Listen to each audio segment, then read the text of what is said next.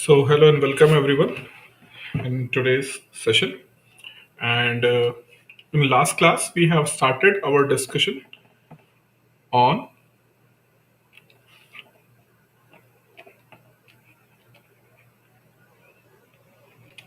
business,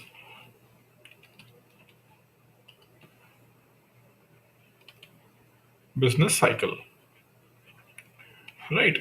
And I told you, apart from the business cycle, all related other things, for example, consumption function, we will discuss along with the business cycle. Okay, so and regarding business cycle, I told you for economy, there are certain things which are the part of business cycle. They are production, employment, employment, income, consumption, savings, right? Then I told you about price, right? Then I emphasize on price and I told that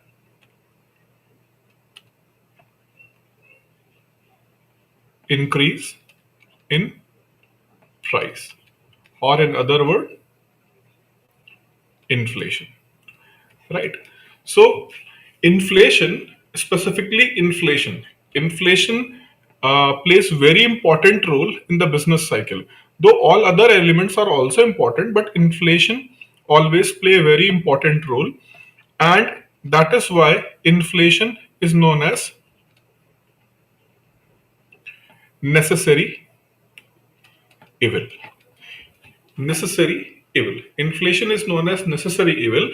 And even I have, without putting this phrase, I told you RBI under monetary policy tries to maintain the level of inflation 4% plus minus 2%, right? Plus minus 2%.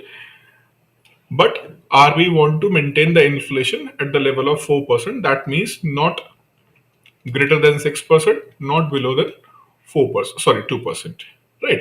So, from this, we can say that yes, it is a necessary evil, because even the Reserve Bank of India is not in the favor of finishing the inflation or price should be constant.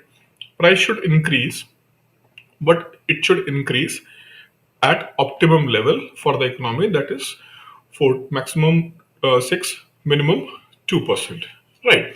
So inflation plays an important role in the business cycle, and why it is known as necessary evil, what are the types of inflation, right? And how this inflation impact on production, employment, income, consumption, savings, right? All the impact. And because of all those impact, we have a different stages of business cycle, right? We are going to discuss today. And I also told you business cycle was called as a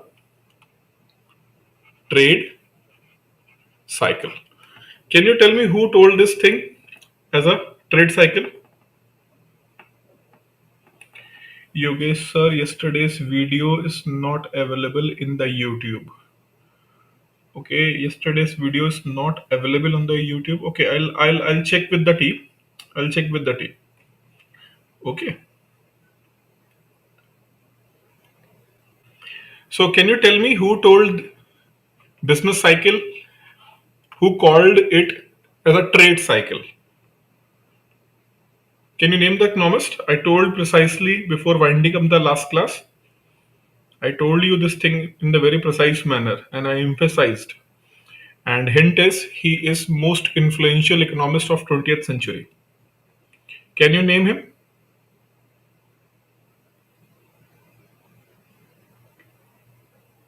Can you name him? Okay. His name is J.M.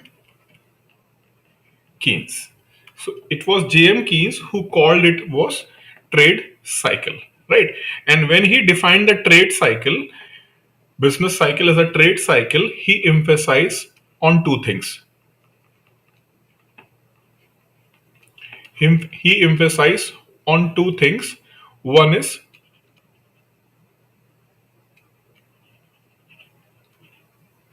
unemployment, and other is inflation.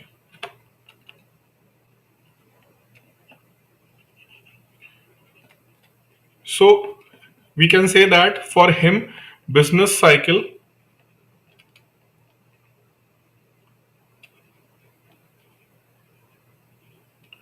business cycle is a trade cycle, and he defined this trade cycle in terms of two things: unemployment and inflation. In business cycle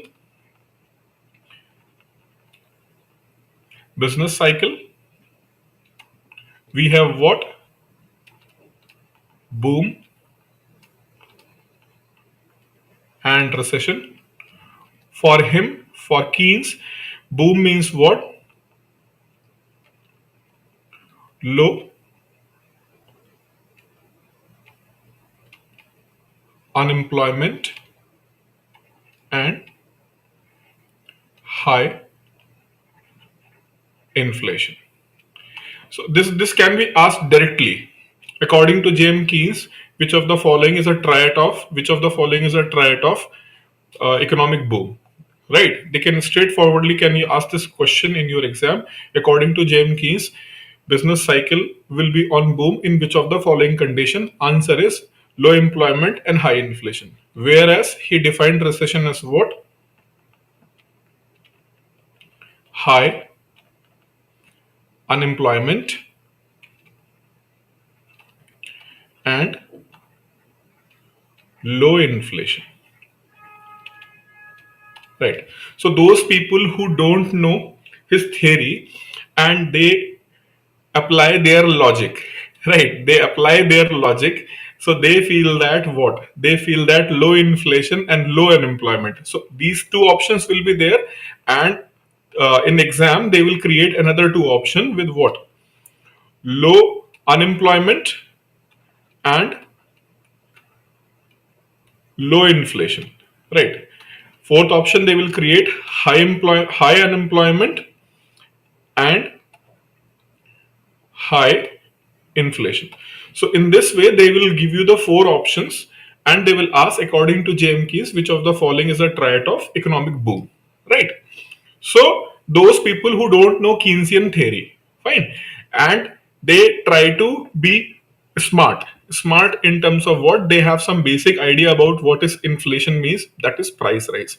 What unemployment means, a lot of people are unemployed in the economy. So they think that in boom time in general, there is a high economic growth. So high economic growth, that means what implies? It implies high employment. So high employment will be there, and it is boom, it is a good situation of the economy, then inflation will be low. So most probably they will tick on this, right? High employment, low unemployment, and high uh, low unemployment and low inflation, right? Low unemployment and low inflation, most of the people will tick on this thing. But as per him, low unemployment and high inflation is a triad of business cycle. Okay, so this is regarding Keynes. But before Keynes, there are a lot of people in the economics who explain the business cycle in their own different way. So again, I'm going to write those points. That is what? Production, employment, income, consumption, savings, and price, right? So it was Keynes who emphasized, who emphasized on what? Who emphasized on employment, or you can say unemployment and consumption, right? But before Keynes, there was a people who emphasize on production, right? And post Keynesian means economists who came in the picture in 1950s and 1960s and 1970s, specifically in 1970s, they emphasize on pricing part, that means inflation part, right? So As per the business cycle theory, we have three kind of the economics. Three kind of the economist. First of them, they are known as classical economist. Classical economist. Second is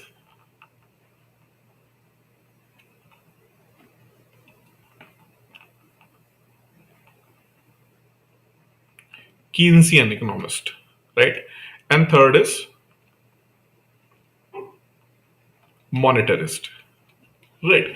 So all these kind of the economic theory, that these economic theory found their basis at where business cycle. All these theories propounded by different economists under this thing, right? If I'll say the classical economist and you want some name, Adam Smith,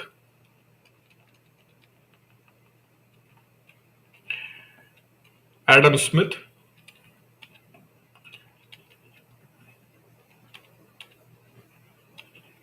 Alfred Marshall, and JB Say, right? Whereas in Keynes, it is obviously James Keynes and Philip, right? Whereas in monetarist, you can say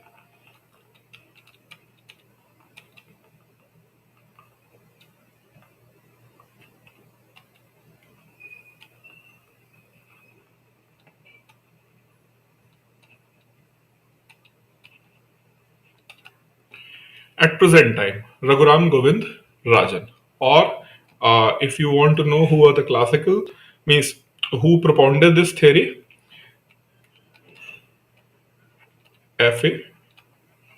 Hayek, and another name is Milton Friedman.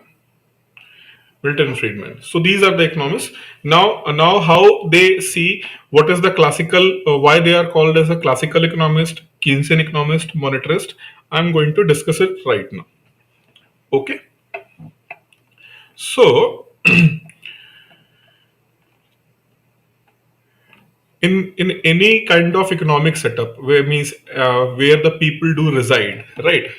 Humans are social animal, right?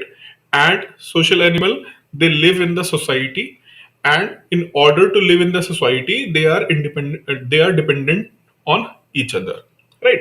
The reason why they live in the society, because they are dependent to each other, and because they are dependent to each other, that means that ki some of their requirements they cannot fulfill on their own, and they need someone else so that they can, that person can fulfill their requirement, right?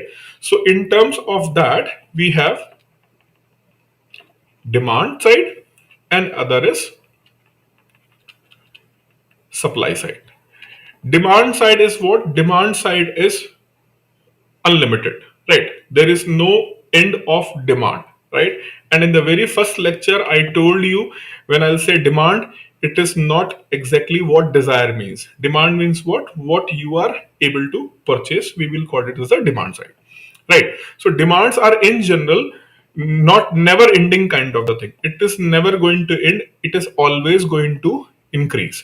Whereas supply is have certain restrictions, and it is limited, available in the nature, right? So that's why initially when economics was defined, it is management of the scarce resources, right? So the management of the scarce resources we study in the subject of economics. Okay. So this is the nature of demand, it is always going to increase, whereas in terms of supply it is always having the limitations, and we have to manage the limited resources. Okay. Good evening, Chandramauli. Good evening, Mandravil Thakur sir. Where we can get the PDF for the same lecture? PDF will be available soon. Sir, please can you zoom the screen little? Screen is already on Zoom. Beyond that, if I'll zoom it, it is going to be a little bit difficult for you. as well as me. Okay, I'll increase the size of the pen. I'll increase the size of the pen. Then I think it will be better for you. If you are not able to get it, I'll increase the size of the pen.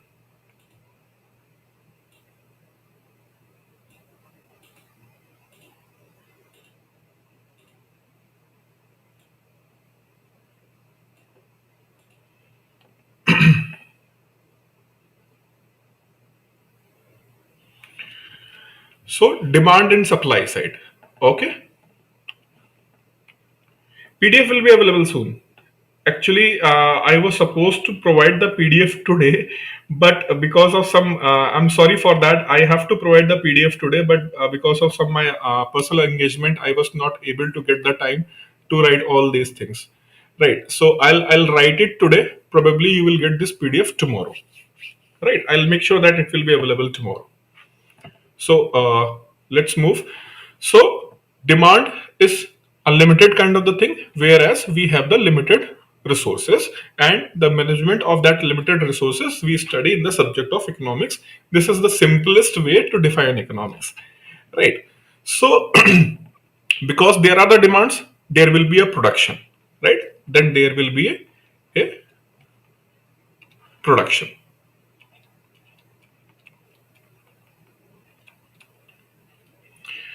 Fine, there will be a production. And for production, we need what? Land, labor, and capital. Land, labor, and capital. So, capital in terms of what? Capital in terms of machines. Basically, we call it as a machine, that is capital. So, for production, we need land, labor, and capital. Land either can be owned by the person who is doing the production activity, or that land is going to be what? That land is going to be taken by the producer on rent, right? Labor, it is going to be hired. Machines either can be purchased or can be hired. So if there will be the production activity, definitely what will be the impact on employment? If production will be there and there will be any rise in the production, or if there will be production, definitely there will be the employment.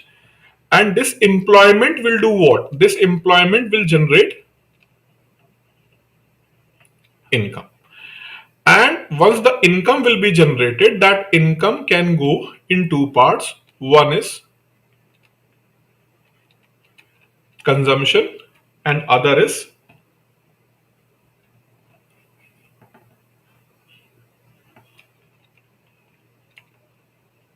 savings, right? And consumption means, we can say the consumption is what? Demand. So if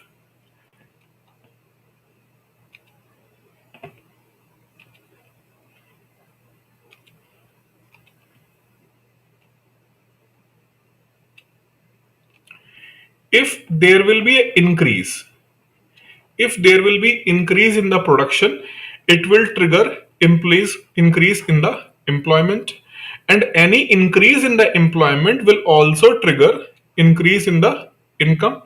That means there will be increase in consumption and savings.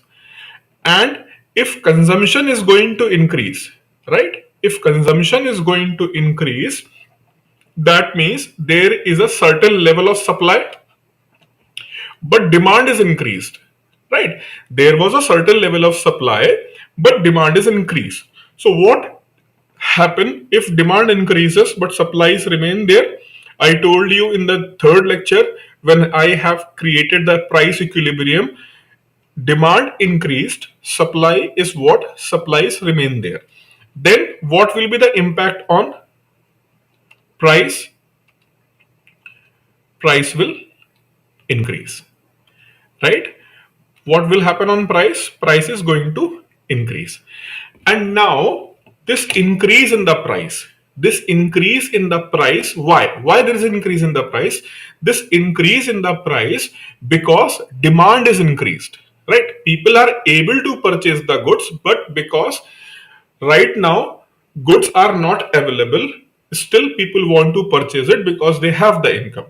So what ideally producer will do? Ideally producer will do what? He is going to definitely increase his production. Why? Because price are increased. Price are increased. Why price are increased? You have to understand this thing very carefully here. Why price is increasing here? So why price is increasing, to understand this thing is very important in order to understand the business cycle and entire game of economics, right? Especially the business cycle, and to understand the nature of inflation also. So price is increased because demand is increased. Fine. So demand is increased, price is increased. So producer know that if he is going to increase his production, definitely people will able to purchase because they have the income and goods are not available, and I can generate more profits. So he is again going to increase his production. He is definitely going to increase his production from here to here. If he will increase the production, again there will be increase in the employment, again increase in the income, consumption, savings, and again there will be increase in the price. So one more thing I just want to tell you before proceeding further. People will start saving when their income is increased. They'll start saving, and their savings is going to be in form of investments. Whatever people are saving, they will put in the banks, and banks will offer the interest. Why banks are offering the interest? Because in order to increase the production, you need what? More land, labor, and capital. So technically we will call this, combinedly we will call as a capital. So more human capital or machine capital is required, and for that capital, producer will go for what? It will go for more funds, and for funds he will go to the bank, and in that way, it is going to investment going to the production side. So in that way, production, employment, income, consumption, savings, each and everything is going to increase. Fine. So you can see that this price is rising here. Price is rising here, and how this rising price is helping the economy to increase the production, employment, income, consumption, savings, investments. Right. So this is why some people feel that inflation is necessary. Inflation is necessary. Right. There are some if and buts. We will discuss it later. But in first impression, this thing is remain eternal. This thing is remain eternal from the day it was propounded. So those who have propounded this way of working of economy, they are known as classical economist, because whatever they have propounded, maybe completely it is not true, but still it is working with some changes, but basic few things are still working, and they are still base of an economy. So for example, classic song, right? Classic movies. For example, IMDb. I hope you know the IMDb, Internet Movie Database of means some people have created Internet Movie Database, IMDb, and if you will go there, you can find movies like Shawshank Redemption, right? All time favorite movies. Some people feel that it is not, means it is exaggerated, but those movies who are there, right? Even after so many times you have watched that movie, but you will like that, right? Most of the people like that. Similarly, some songs, they are kind of what? They are still means they are generation free. They are generation free things, songs, movies, right? They are generation free, means it is not completely dependent on generation and generation. They can be liked by all the generations. We call it as a classic in social parlance, right? Similarly, in the economic domain, the principles which are still working, maybe with some changes, right? maybe with some changes, but still they are working. We call this as a classical, right? In any field, any field, whether it is political science or economics, so there are classical theorists. So classical theorist means still their theory is what? Relevant, not completely, but relevant. Okay. So I hope you understood what I explained till then here. If you understood, please comment here so that I can move further.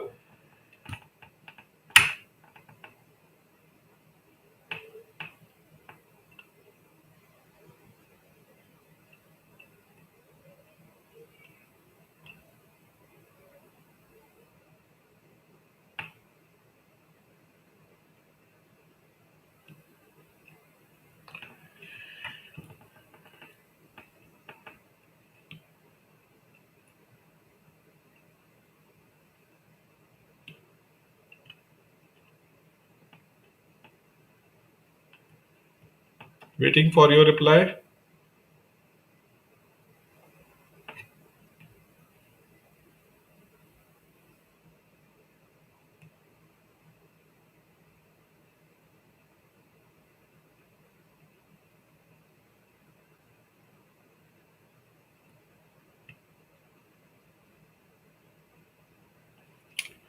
Okay, fine. So if you understood this thing, that means one thing which you have to focus here, the price are increasing due to rise in demand, right? Prices are rising because of rise in demand. So when we define inflation, we say that simply rise in price. But this rise in price here is due to demand. So it is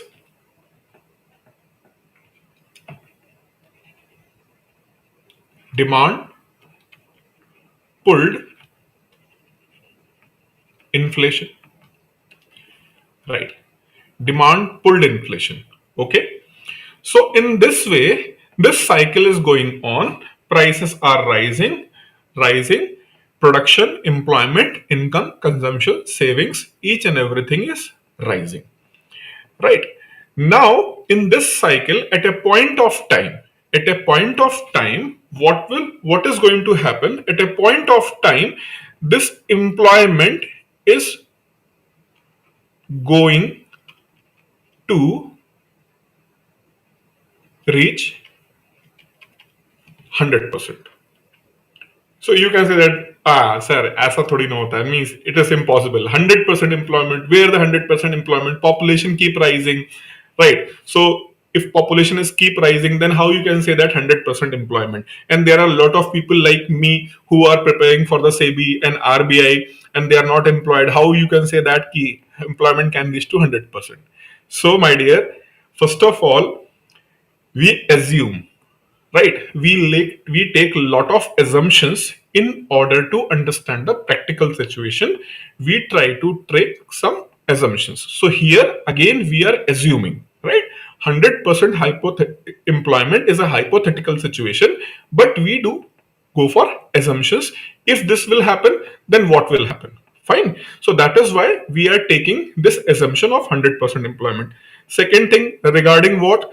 I am being unemployed. So if you are considering yourself unemployment, economy, government, economists are not concerned with your type of unemployment because you are voluntary unemployed. You will be considered as voluntary unemployed. Why? Because you are remain unemployed because you have chosen for that thing. Until unless you are not going to get your favorable employment, you have chosen to be remain unemployed. That's why you will be not considered as unemployed. You will be considered as only voluntary unemployed. And this economic system, business cycle, do not consider voluntary unemployed people, right? It's a little bit difficult to digest, but you have to, right? Voluntary unemployed.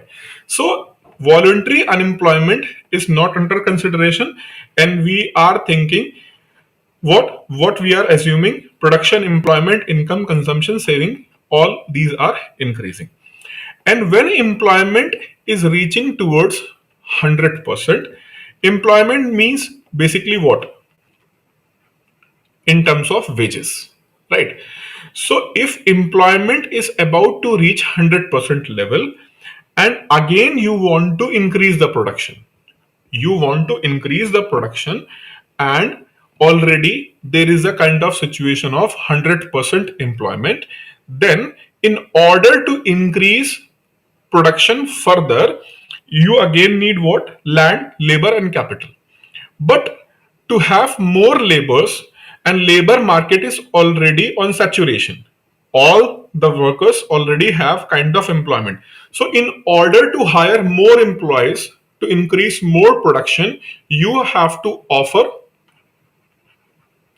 higher wages.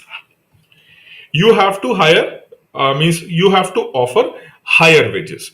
So once you will start offering higher wages to new people, you have to increase your wages to existing people also. That means this time, this time cost of production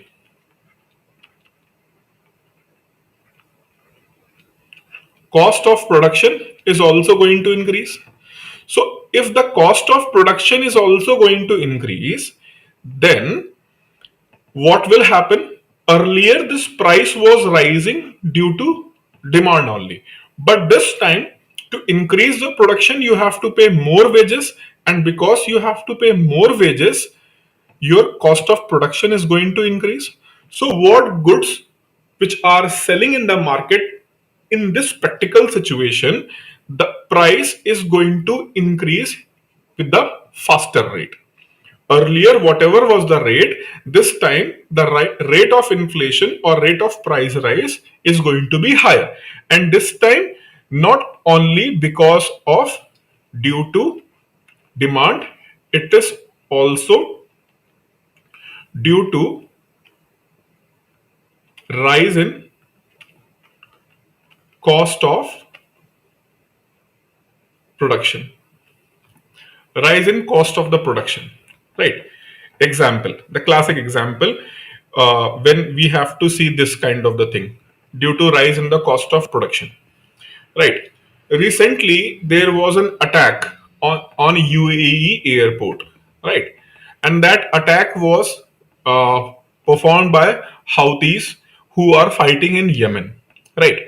So entire oil production region is on turmoil, lot of turmoil, lot of tensions, because Houthis are supported by Iran, and in Yemen, the government of Yemen is supported by Saudi-led alliance, which includes UAE.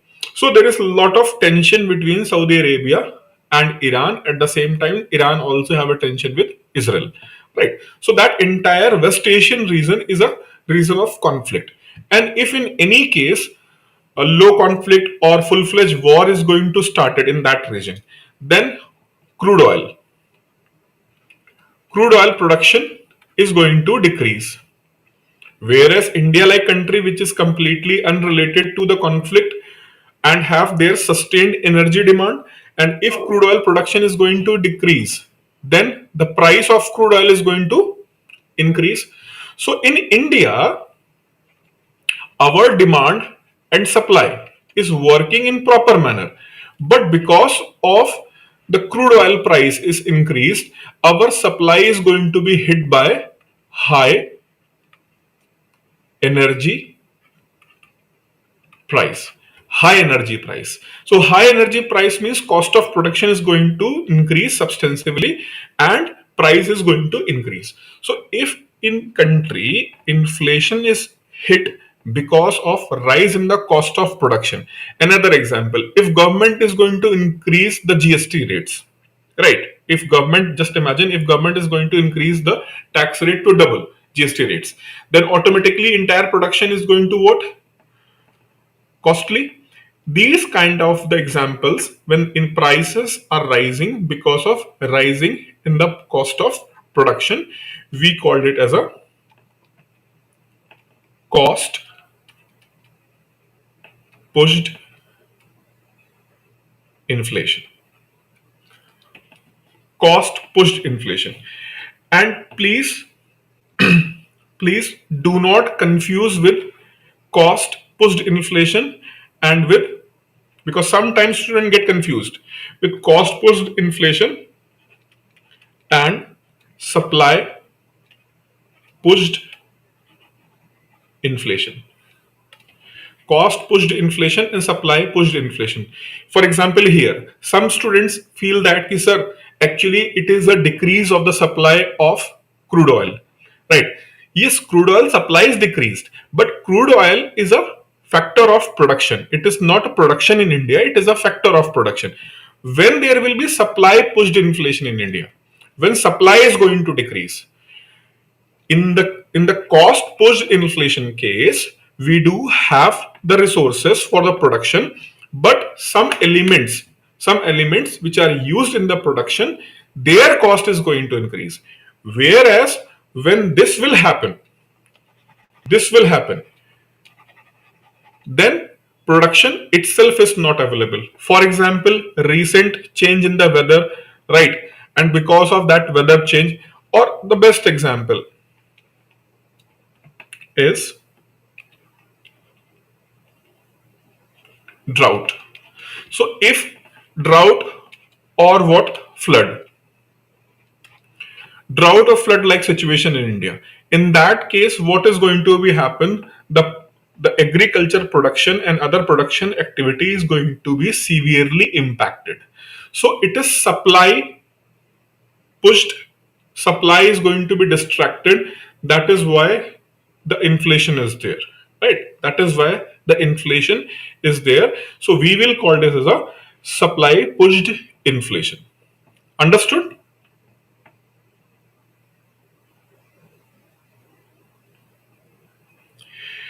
No. Supply of peas is 100 rupees per kg. Pea is a kind of what? Peas are a seasonal thing, right? Seasonal thing. So their price at the time of winter, will be around 30 to 40 rupees kg, right? But still in Hyderabad, like for example, me, I'm purchasing these peas, green peas, at the price of 60 70 rupees per kg, right? Whereas in the northern India, right now, we call this in the Hindi, we call it a mutter, right? Hari mutter. That is going to price around 20 to 30 rupees per kg, right? Especially when I'm talking about the urban centers like Delhi and etc. Other centers, Delhi, Jaipur, Lucknow, kind of the cities, right? So there the price is going to be what? It is going to be 20 to 30 rupees or even maximum 40 rupees, right? Whereas in the some part of the southern region, it is going to be very costly. So it's not like that. It's unusual thing. Unusual thing is going to what? Unusual thing is going to impact, right? So unusual thing. Then when supply is stuck because of unusual thing. Classic example right now is what? At global level, what is happening? At entire world right now is hit by what? COVID, right? And COVID has hit both demand and supply. COVID hit it both demand as well as supply. But what happened? Once the lockdown was over and people started making the demands, but production which is happening some part of the world and then it is coming to your country, right? It takes some time. So demand is suddenly increased, but supply has taken some time to be revived, right? Chip shortage.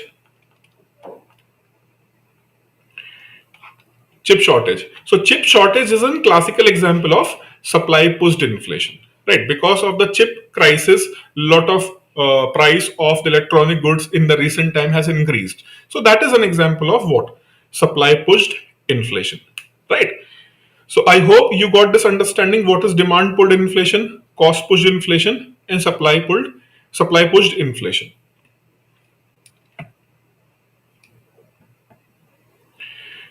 Right.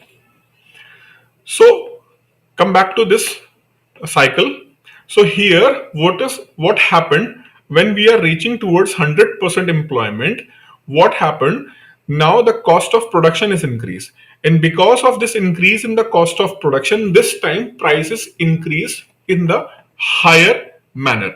And because this prices increase in the higher manner, people's capacity to purchase,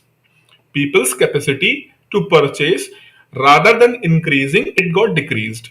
Why this time it got decreased?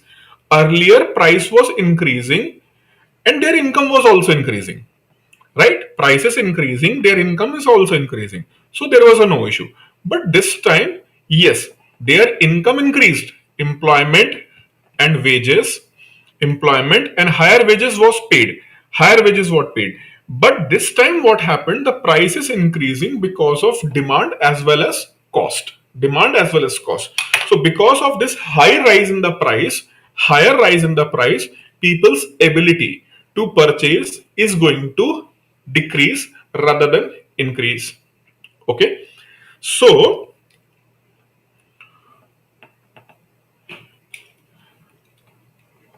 in the beginning, production was increasing, employment increasing, consumption is increasing, savings increasing, price is increasing, right? So we are on that path. When we are on that path, we can say that our economy is growing, right? And here we do calculate in terms of what is the rate of increase of the production. We calculate what is the rate of increase of the production. The rate of increase of production is measured in terms of GDP, GNP, and after calculating it in terms of percentage rise, we call this as a economic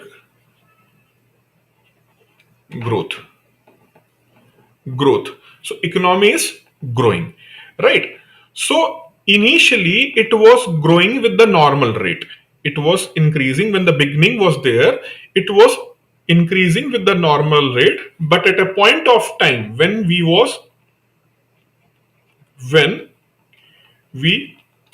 started heading towards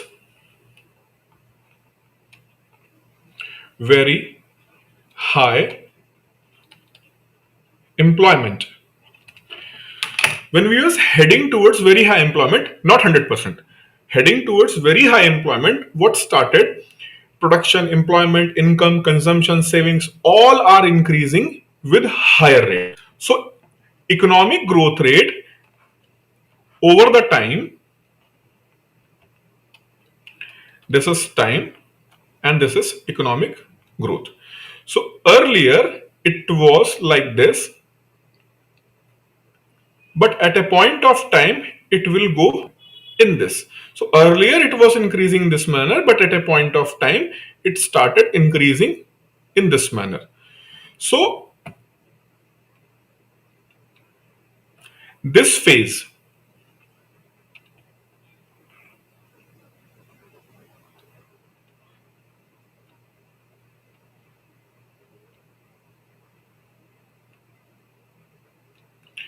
this phase of rise this phase of rise in economics, we will call it as a takeoff stage. Takeoff stage. So takeoff stage is what? Takeoff stage is the stage of the economy where economic growth rate will increase, right? Accelerate. So it was normally increasing, but at a point of time it started accelerating. So if you will see Indian economy, I'll give you the example. If you will see the Indian economy, especially after 1992 reforms, 1991, 1992 reforms,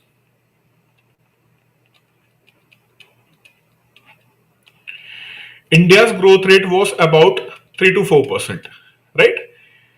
But from 2007 or even 2006 to 2012, in this phase, even we can take it from 2003. So 2003 to 2012, this was a phase where Indian economy start growing with the economic growth rate of what? Economic growth rate of 7 to 8%. So this was a phase of India's takeoff phase, right? Takeoff phase. So if somebody is going to ask you in the exam, what do you understand by takeoff phase?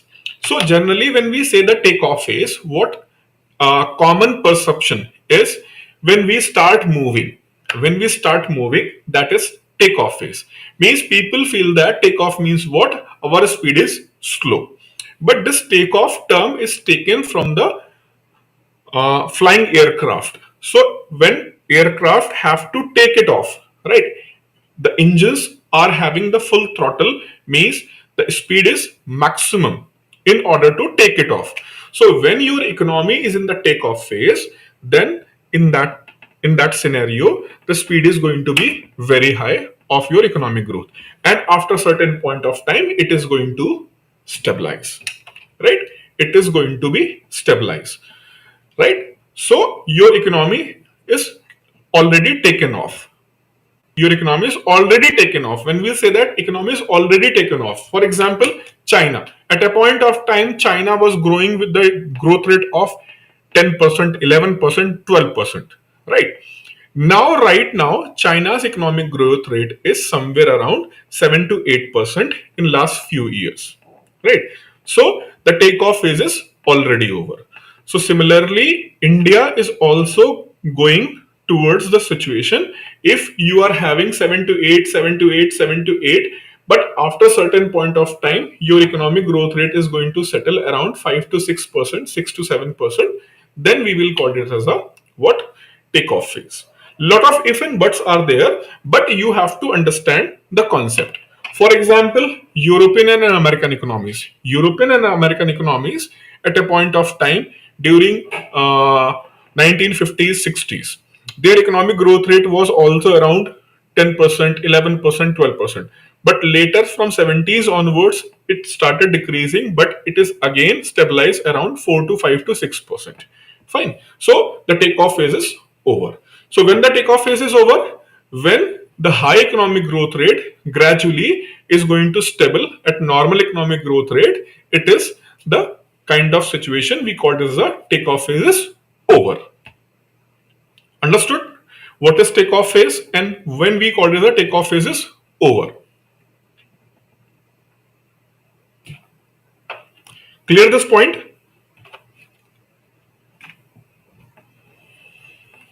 This point is clear?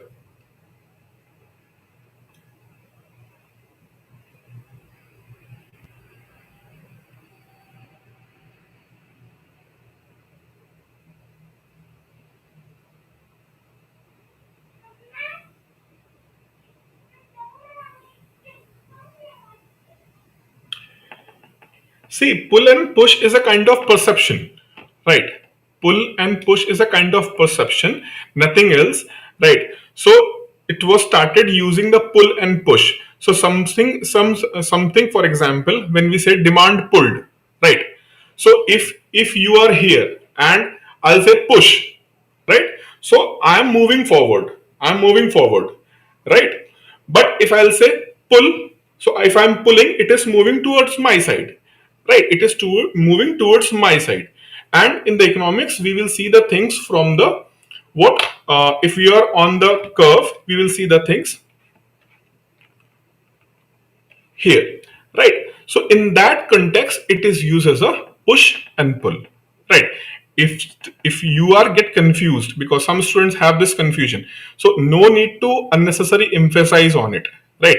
It is a kind of what perception we have started using, and it is being used, nothing else.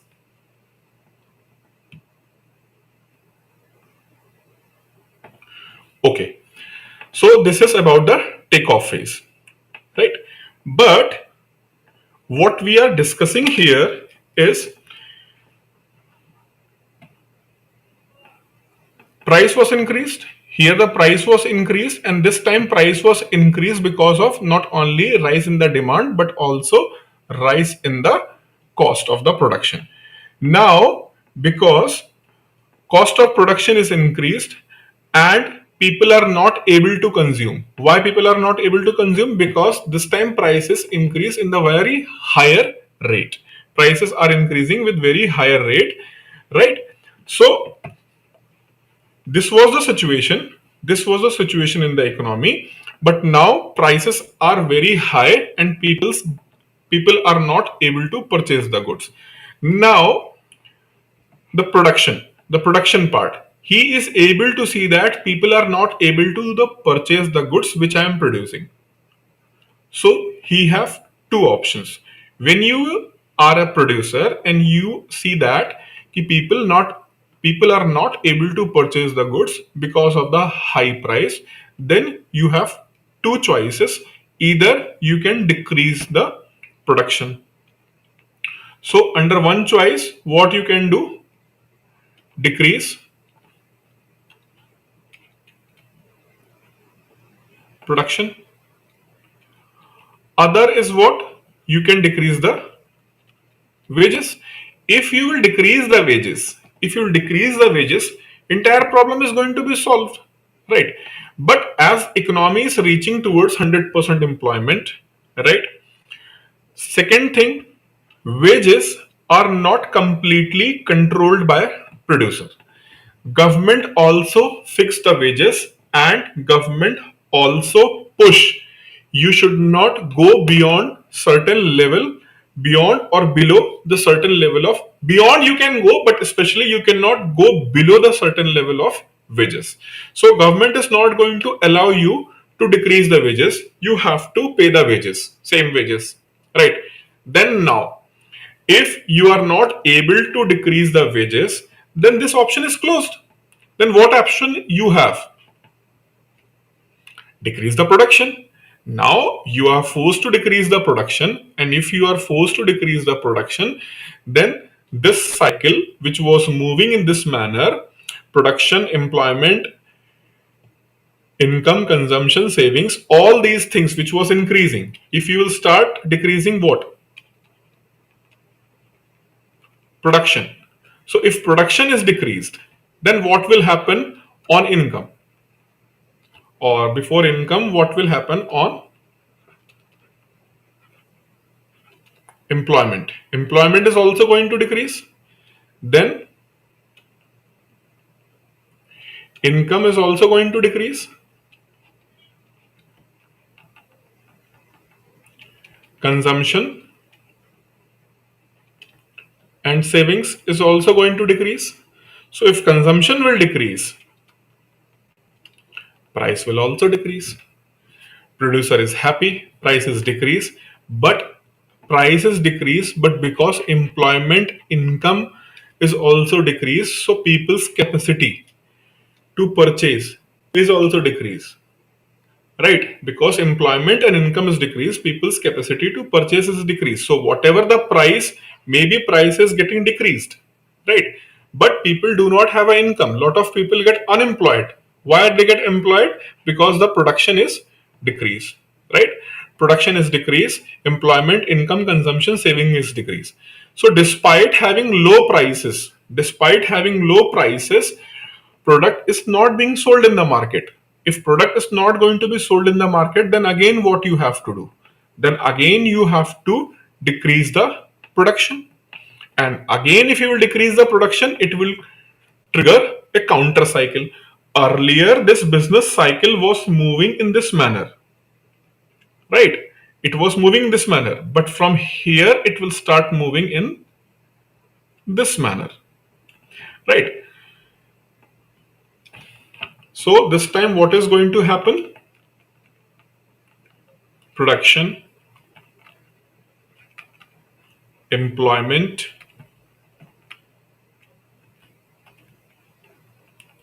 income, consumption, savings, price will start decreasing. Will start decreasing, right? Now, few terms you have to understood here very clearly.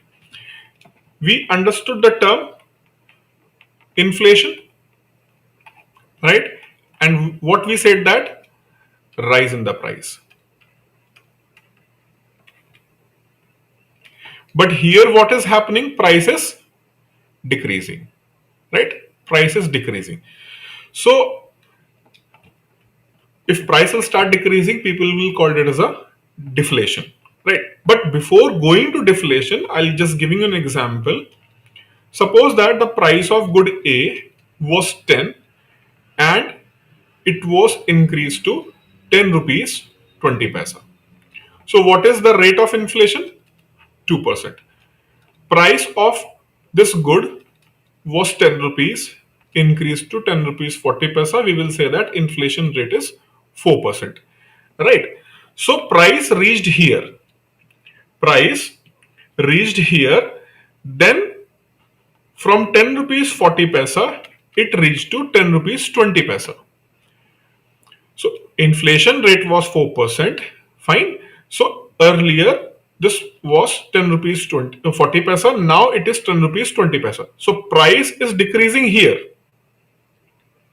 right? Again it is reached to 10 rupees and then it is reached to 9 rupees. So price is decreasing at every point.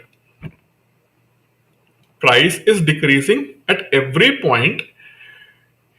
Here the rate of inflation from here to here, rate of inflation is decrease. But when prices decrease from 10 to 9, then we will say that it is negative inflation.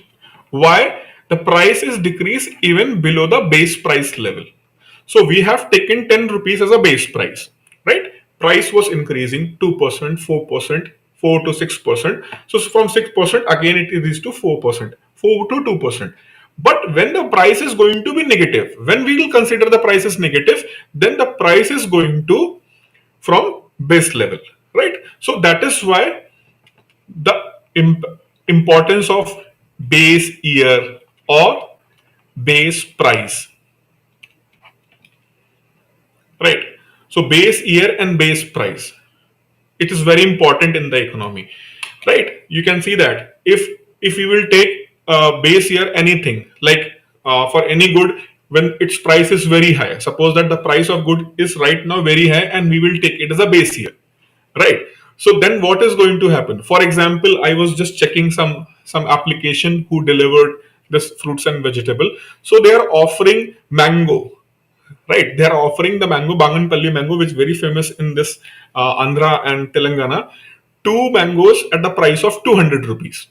So if 1 kg mango, which is around 250 rupees, if I'll take as a base price, right? If I'll take it as a base price, the month of January, and we took the month of January as a base price month for the mango. So for rest of the time, the price of mango is always going to be in what?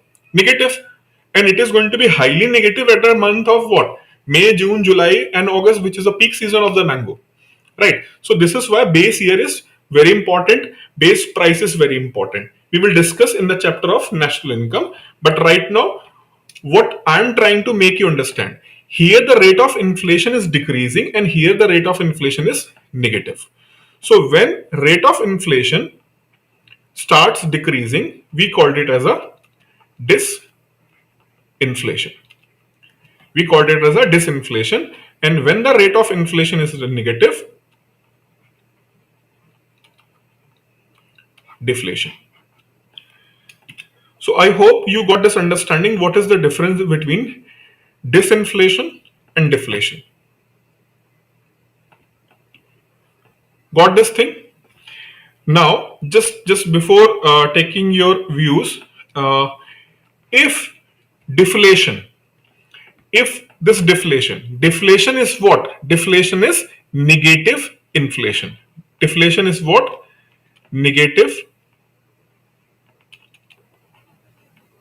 inflation. If this deflation is going to be persistent, if this negative inflation or deflation is going to be persistent in an economy for more than 1 or 2 financial year, then we will call it as a recession. We called it as a recession, right? And if this recession is going to persistent for 4 to 5 years, we will call it as a depression. Long recession is a depression. Long deflation is a recession, right? Now, one more thing before coming back to you. I said, see what? We are selling this product at the price of 10 rupees. Price went to 10 rupees 40. Then prices decreased to 10 rupees 20. Right? And here when I was trying to explain this thing, I told you production, employment, income, consumption, savings, all these things are decreasing. So sometimes students get confused in these two terms. Slowdown and recession. Slowdown and recession. So slowdown is a term associated with growth rate. Right? Growth rate of what? Growth rate of economy. So slowdown means what? Our GDP. Our GDP was 100 and it went to 110. But now it is 106. Now it reached to 98. So this is recession. And when you are moving from 110 to 106, that is slowdown. Right? That is slowdown. So what I mean to make you understand is if your growth rate will start decreasing, but still positive, growth rate starts decreasing, but still it is a positive, then we will call it as a slowdown. But when that growth rate is going to be negative from the base, it is going to be negative from the base, then we will call it as a recession and depression. So slowdown may be an indicator. Slowdown may be an indicator of what maybe economy is going to hit by the recession, right? But when takeoff phase is going to over, then there will be also a slowdown in the growth rate. There will be slowdown in the growth rate. So keep this thing in your mind. Slowdown always is not a very problematic thing, right? Slowdown is not always a very problematic thing. Maybe somebody is going to exaggerate. Some people is going to exaggerate. Some economists do exaggeration. For example, when Chinese economies takeoff phase was over around in 2013, 14, 15, their takeoff phase was over and their economic growth rate was around 8, 7, 8%. A lot of economists, especially from the Western world, they started, no, now China is going towards what recession and they are going to be hit by the recession and there will be the big problem in the Chinese economy. But nothing happened. There was just a slowdown, but actually it was slowdown as an indicator of what? That slowdown was indicator of your economic takeoff phase is over.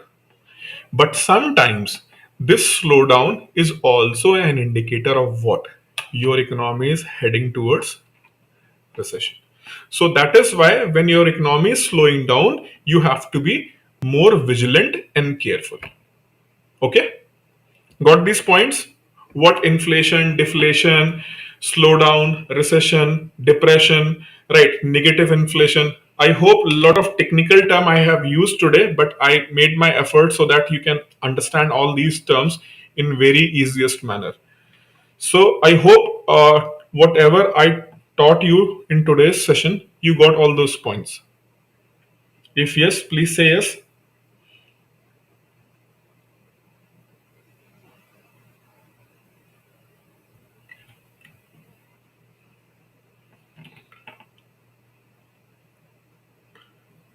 Harsha. Okay.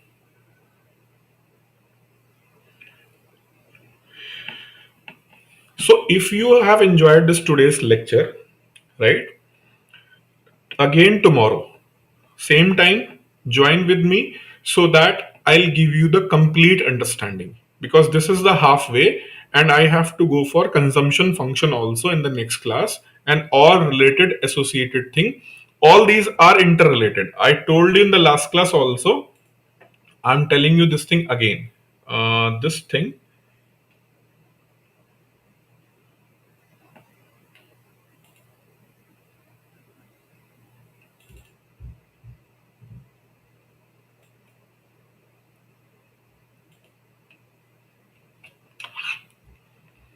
this thing